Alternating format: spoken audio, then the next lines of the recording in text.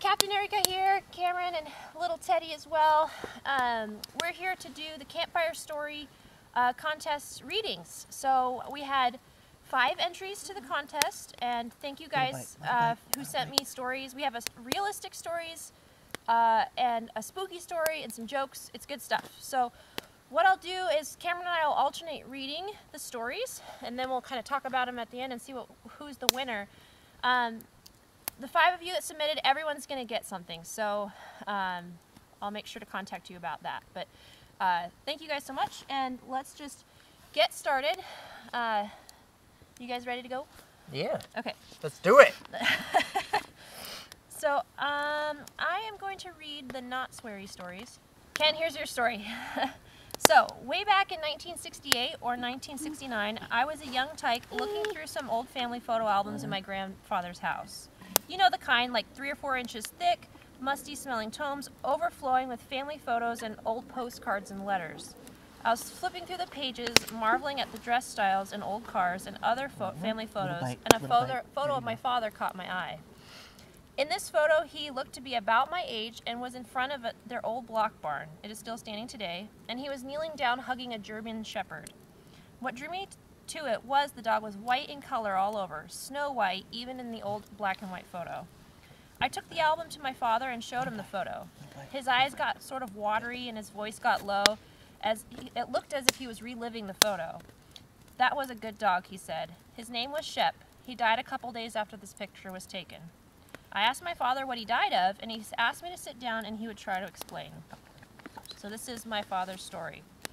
It was in the late 1940s, probably 48 or 49. I was out in the woods one afternoon with Shep squirrel hunting. I guess I lost track of time and it was getting dark, so Shep and I headed to an old abandoned sharecropper cabin in the woods on our property. Your grandfather kept some stuff in it, like flashlights, batteries, blankets, and other hunting supplies. It was a 2-room shack, and all the window glass was broken, and your grandfather and I had nailed up chicken wire to keep the coons, possums, and squirrels out. By the time we got there, it was getting hard to see, and I wanted to go in and get a flashlight to head home. As I checked the batteries and was testing the light, I heard a whistle off in the distance in the woods. I can't describe the whistle, but it was enough to make the hair on your arms and neck stand up. The whistle started again, and it sounded closer, heading towards the shack. Shep started looking at the back window and was growling very, very low, all the while staring at the window. The whistle sounded like it was moving around the back of the shack and towards the front. My father said he slid an old table in front of the door to block it. Shep was pacing in front of the window, growling as the whistle got closer. The whistle was so loud and near the front window it made my ears hurt. Suddenly, Shep leaped through the window, ripping out the chicken wire as he went. The whistle sounded like it moved to the side of the house, and I heard Shep growling and barking. And suddenly, both Shep's growls and whistles stopped. Oh, yeah, growls and the whistle stopped. I strained my ears listening, keeping my small squirrel shotgun ready. It seemed like an eternity in the silence. Suddenly, a white form dove through the window, and it was Shep. He was shaking, whining, and had a small amount of blood coming from his nose and mouth. I didn't hear anything, no whistles, no crickets, nothing. About a half an hour later, I heard my grandfather's call near the shack. He was out with his flashlight and I called to him. He ran to the shack, telling us he'd been looking for us since sundown. I told him about what happened, and his eyes sort of darted around, and he said, "Let's go home, your ma was worried." The next day was when the photo of Shep and I was taken. As I told you, he passed a couple days after that. Just found him on the porch like he was asleep. Your grandfather said his heart gave out from the shock. You see, before we went to that shack, he looked like any other German shepherd. He was black and tan. Whatever that was whistling that night scared Shep so bad his hair turned white. The end. Wow. Ooh. So, Ken, thank you for your story. Wow. So, should we do some let's see. Oh, here's the realistic story. This one's from a guy named Zach. Do you want to read this one? Sure. You want to trade? Trade these? Just trade babe or trade spots? Here, I'll take the baby. All right. Come here, big guy. This is the fire. It is hot. I'm getting a little cold. Okay. Okay. So this is from Zach. And Zach's story goes like this. I was a guide in Alaska 2 summers ago. My last day off before the final push of the season, I wanted to go on a short day hike up to Mount Minerva. I had been looking at her all summer and wanted to see her. I was feeling overconfident, so when my hiking buddy told me he didn't want to go today, I told him I'd be back before sunset. On the traverse between Dude Mountain and Mount Minerva, I misstepped and slipped. I slid about 30 feet before falling off a 30-foot cliff. Wow. I tumbled some more before finally landing on my back, knocking the wind out of me. While I lay there catching my breath, my whole body was filled with electricity like I had been struck by lightning. Everything hurt, and I thought to myself, I'm okay, I can breathe, I can get out of this. As I took a couple more breaths, I sat myself up, only to look down at my legs and only see one, my left leg. My right leg was under and next to my left leg, at 90 degrees where it should be. At 90 degrees from where it should be. Fuck, I screamed, letting the pain escape my throat. I fell back, almost blacking out from the pain. Taking some more breaths, I sat myself up again, lifted my left leg, and using my hands, moved my right leg back into position. When the first spasm happened, and I about blacked out again. This became the norm as I tried to compose myself. Move, spasm, pain, blackout, breath, move. A short, vicious cycle. I inched myself up the mountain, trying to collect my scattered gear. I saw my backpack several yards above, so I inched. Finally, I made it. In my backpack, I pulled out my GPS beacon and hit the SOS button, waiting for the positive scent signal. When it went, I laid back and breathed a short sigh of relief. But I knew there was more I could do. I didn't want to count on a prayer to the heavens to save me. I needed to play an active role in my rescue. I had seen a camp on the other mountain and other hikers all day.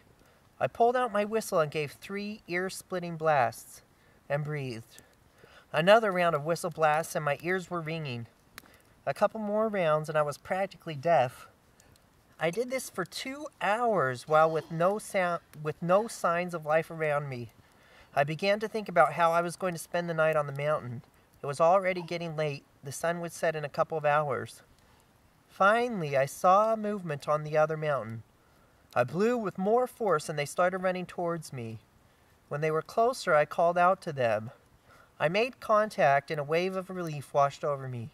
I wasn't sure when I'd get down, but at least somebody knew where I was. The next couple of hours went by in a blur. A helicopter spotted me. Another trip brought 2 paramedics. Another brought gear. And yet another brought more men. I'm not sure how many trips they made to get enough gear and guys to get me down, but I'm grateful for each one of them. I was placed on a stretcher and carefully lowered down to the landing zone where I was loaded into the helicopter, just as the sun was setting. There's a lot of lessons I've learned from this, but the most important would be to listen to that little voice, the one that tells you to take a day off when you've been running around the woods all summer. The little voice that tells you to grab that orange bandana because it will stand out as a signal better. The little voice that tells you what you really need to hear but don't want to. On a side note, Zach wrote, 2 years later, 2 surgeries later, I'm almost back to 100%, although they tell me it will never be the same. I started hiking again, but it will be a couple more years before I'm able to go mountaineering again. I've been cleared for full activity with no restrictions, and I've started strength and endurance training to get back into those mountains. Wow, that's an amazing story, Zach. Crazy. And it sounds like it's been a really long and hard recovery, and getting back almost to 100%, like you said, that's awesome. And yeah, keep at it. I'm sure you're going to be out in those mountains again. And Thank goodness for the whistle. that's awesome, yeah. Yeah. Thank goodness it sounds like you really, even though maybe your kind of better angels were telling you to not go out by yourself that day, but it sounds like you really had your kind of self covered with the GPS beacon and the whistle. And and were prepared, or else it might have been really bad. So that's awesome. Very cool story. Yeah. Okay. I'm going to trade you Okay. baby for story. Okay, here. Whoa, whoa, whoa. Come back. Come back. Come back. Come back. Come back. He's like, Silly nope. goose. Here, come here. You're with Dad again. You're with Dad again. All right. Sit here. So I'm going to read. So Murph sent in a story, and I'm going to have you read that one. Okay. But I'm going to read his daughter's. So his daughter also sent in a story, so I'm going to read hers first. So Murph's daughter's pretty young. She's like probably like 8 or 9 or something. She might even be younger than that. Anyway, this is her story. It's cute. There's actually a video of it. I'll put the link in the description because she submitted it. She just like via video. So this story is called The Crockadoo. So she said that you could do this story in an Australian or Irish accent, both of which I'm not good at. So I'm sorry, but I'm just gonna read it. So once there was a little boy. His name was Henry. His hair was as gold as the desert sand. Now the Crockadoo, he was much different. The Crockadoo was half crocodile, half bird, and it had red eyes and a spiky, spiky tail. And it liked to do a lot of things, like hunting people in the bushes. Now Henry owned a cabin, so he helped animals, and then he went out into the woods one day. He thought he saw a crocodile. Remember what I said? A crockadoo. I didn't tell you about his head, but the head looked like a crocodile. And he wondered why the crocodile in the bush had red eyes. So he said, "It's all right, I'll help you," and the crockadoo screeched. Ah! It came out and flew. I didn't tell you about this part. It breathes fire, basically like a dragon. So it made a big firestorm, and Henry had a book, an enchanted book. There's a way to get rid of the crockadoo by saying, "Crocodonius be gone." You have to say it 5 times. So he was like, "Crocodonius be gone, Crocodonius be gone, Crocodonius be gone, Crocodonius be gone, Crocodonius be gone," and it bursted into scales and feathers. The end. That's pretty wild. All right. I think that's pretty creative. Crocodonius be gone. I'm going to remember that. Yeah, you never know. Yeah, I would hate to see crocodile with red eyes in the bush. I'll use that on Bigfoot if we see Bigfoot. Crocodonius be gone! I thought you wanted to be friends with Bigfoot. Okay, so that was from Murph's daughter, and then this is from Murph, so I'll let you read this one because that swears in it. Okay. There you go, big dog. There you go. All right, yeah, you next to the one fire. Okay, Dad's gonna read the story. I think this is a true story, so yeah. Dad's getting the true stories. I got a cramp in my foot. Okay. Here we go. Okay. So this is Murph's story, right? Yeah. Okay, Murph's story. Okay. Yeah. His name's Cory. Yeah. Is this the title? Yes. Okay, so the title of this story is Don't Tell Shrek.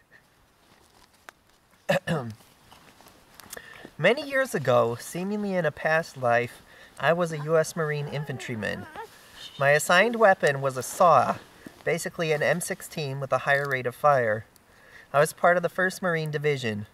This may be my most YouTube-friendly story. We were tasked during OIF to lead the way into Baghdad. Along the way, we hit a pretty serious enemy position in Nasiriyah. Yeah, wiki that. Anyway, it was shelled with artillery quite a bit and softened up. We were told that anything still in the city was hostile and to fire without clearance. Weapons free, it's called. Our unit was to set up a picket line along the main road through the city. Basically, we'd roll in under cover of darkness, the vehicles would park, and we would all rush out and lay down facing the city to cover everyone behind us to roll through with covering fire.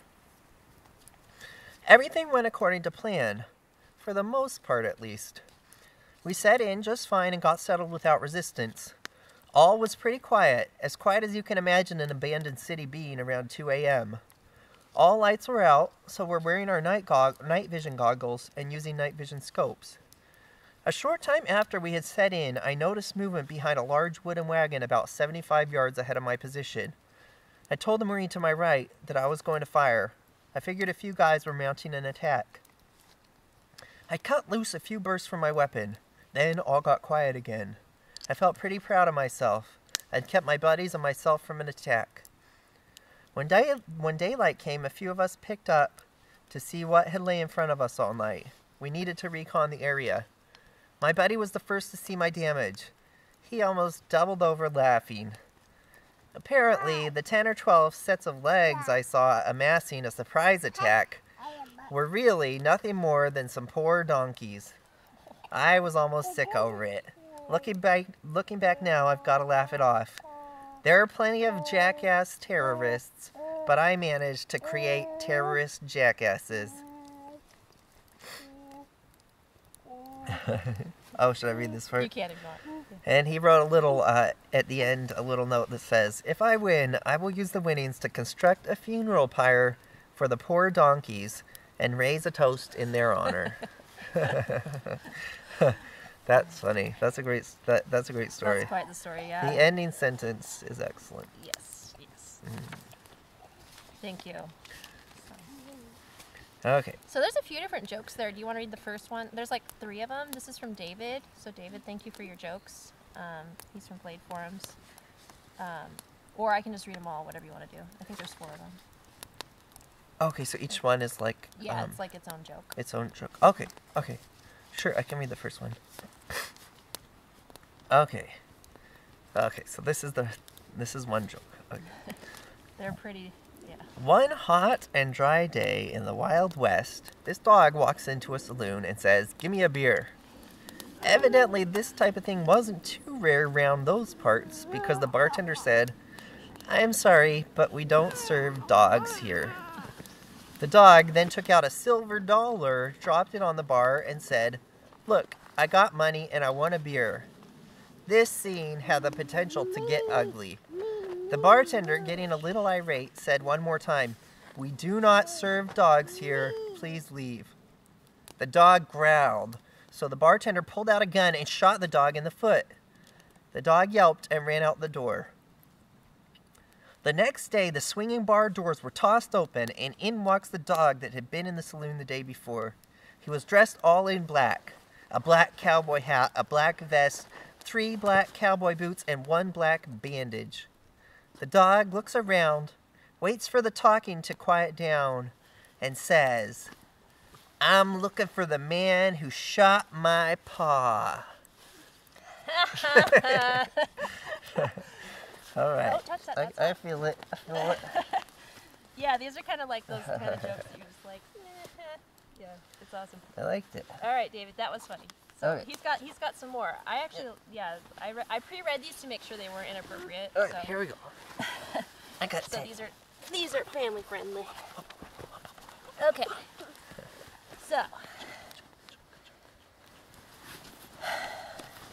So this is the same David's second joke here.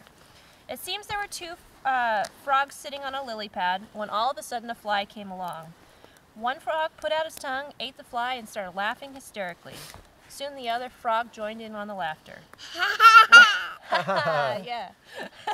Later sorry, Teddy's so funny. Later in the day, the other frog ate a fly, and the 2 frogs burst out in laughter. As time went on, the frogs enjoyed the fly so much that the sight of a fly would cause them to double up with pleasure and laugh. But of course, the most pleasure came from when the fly was actually eaten. A 3rd frog hopped up to the first 2 and said, "What was so funny?"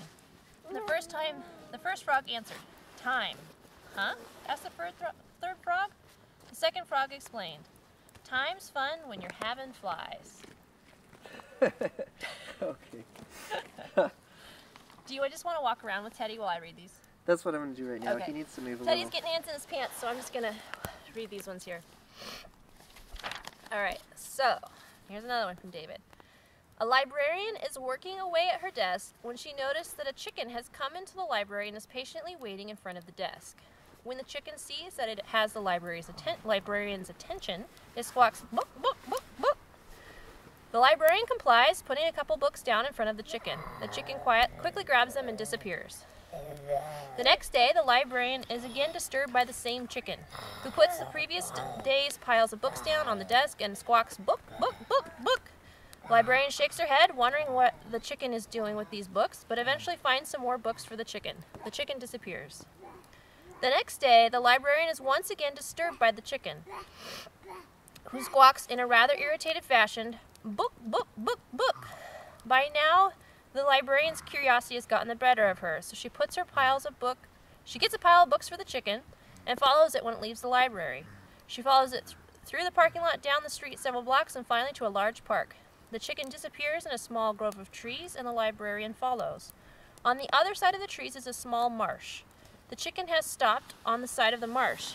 The librarian, now really curious, hurries over and sees that there's a small frog next to the chicken, examining each book one at a time.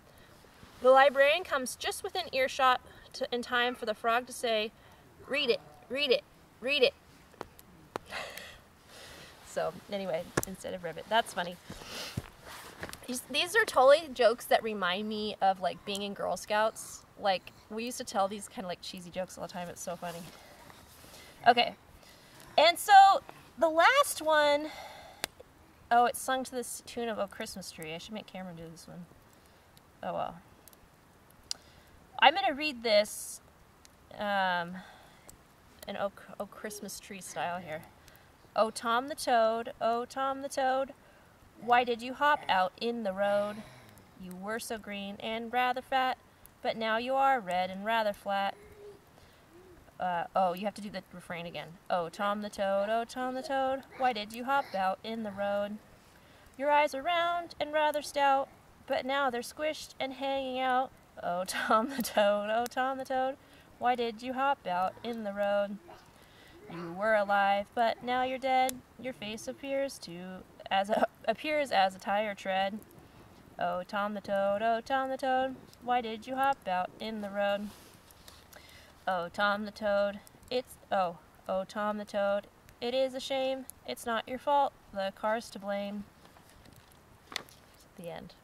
Great campfire song. That's so silly. It's funny. So, David, thank you for the silly songs and jokes. That's, you know, like, if any of you guys were in Scouts, like, that's totally stuff that just would keep us entertained forever. It's so fun. Alright, I'm going to poke this fire. I'm going to get the other side of that stick going.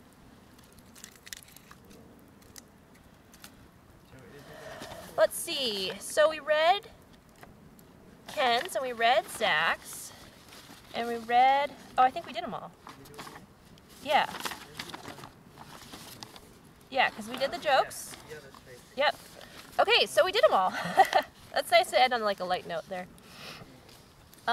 So let me know what you guys think in the comments were the best one. Cameron and I are just going to go ahead and decide the prize winner now. Do you have any, like, instinctive input, or do you have, like... I would have to read the first one, because while I was corralling Teddy, I couldn't listen to it very well. Okay, okay. So I'm going to have Cameron review these, because he was having a hard time when he was watching Teddy. And what I'm going to do is I'm going to go get the prize to show you guys what these people are winning. Ooh. Look at this stuff. Alright. So if you watch the, like, entry video to this contest, you would have seen the prizes, but just to review real quick. So everybody's going to get a prize. I've got Survivor cord, the yellow glow-in-the-dark Survivor cord for each person, a little bundle of it. I think it's probably like 15 feet. And Teddy's helping me. Everybody's going to get one of these Survivor cord keychains. So shouts out to Titan Survival for providing those. That's super awesome. And then the winner's going to get this Jaro's Design K-Bar folding knife. They're going to get some pitchwood. I can't like not send pitchwood. I'll probably send pitchwood to everybody. They're getting a Wazoo Survival foraging handkerchief. They've got the big one. They've got 100 feet of the Titan Survival Survivor cord and a lightly used ferro rod. So, so prize number 1 will be getting the big, and the Nalgene. Sorry, Teddy got the Nalgene. So they're getting the stainless steel Nalgene. And then if we we'll probably pick like a second place, and I'll send out, one person will get this Right in Rain pocket calendar too as like a second place, plus this and this. So at least everybody's getting a little bit of something. I love giveaways. I wish I could give away more, but this is what we have. So thank you, everyone, like, for putting in the time, effort, and energy to write a story. Like, I think storytelling is, well, I mean, it's like oral tradition is like really common in many cultures, and it's just a special thing, I think. So, and Teddy likes your prizes. They're Teddy tested, tried and true. You like the water bottle? Yeah. Yep. I'm gonna scoot over. And they can put Teddy between us. Got it. So, what do you? You gotta scoot over a little bit. Yep. Scooch over, bud. Dad's gonna come sit with us. So, what was your conclusion? It's super hard for me to pick winners. It's funny because I'm like, I love giveaways, but then I'm like, I have to pick a winner. I think that's why people do random giveaways so much. So, I really liked the one by Ken, like the spooky one a little bit, because it's like classic Campfire, like, whoa, what happened, you know? And then, but I also like the two like real life stories. I liked Murph's stories and the one where the guy like had that crazy survival story where he broke his leg. I don't know. Can you please pick first, please? Yeah, I liked all of them. They were all great. They were all really good, and Erin's was cute too. I love that. Yeah. So definitely, like, thanks everybody. That's awesome. It was fun to listen to, and fun to hear all the stories and to read them. Each one had their own merits for sure. Like the spooky story was like classic Campfire story, and the story about falling off the cliff and stuff was definitely like the wildest. Like, that sounds like such an intense experience.